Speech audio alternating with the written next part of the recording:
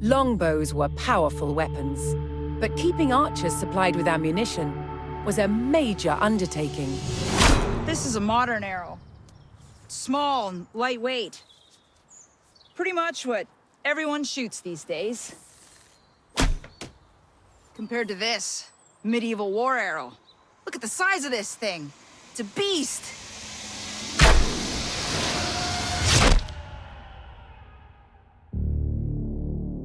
A medieval army might need more than 1 million war arrows on campaign, and each one had to be made by hand.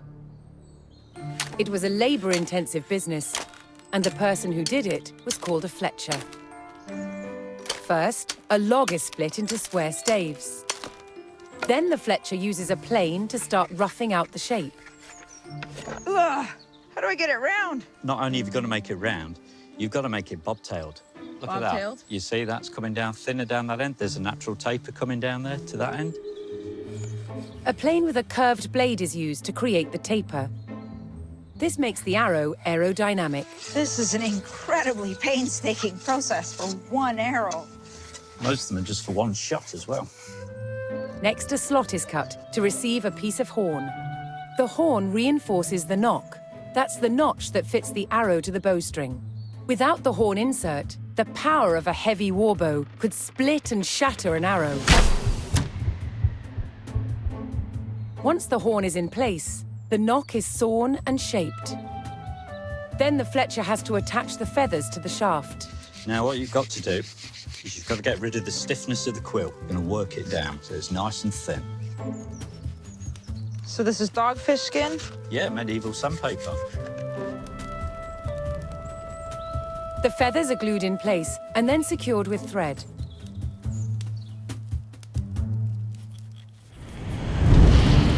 The final process is to arm the arrow with its arrowhead.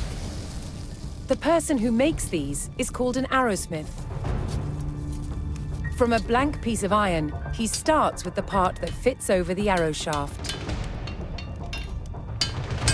First, he makes the bar flat, then uses a special former to create a socket. The final stage is to hammer out the shape of the head. Arrow stocks had to be prepared far in advance of a campaign. It was impossible to make them in sufficient numbers overnight. A medieval war arrow like this could only be shot from a big, exceptionally powerful bow. And it packed a mighty punch.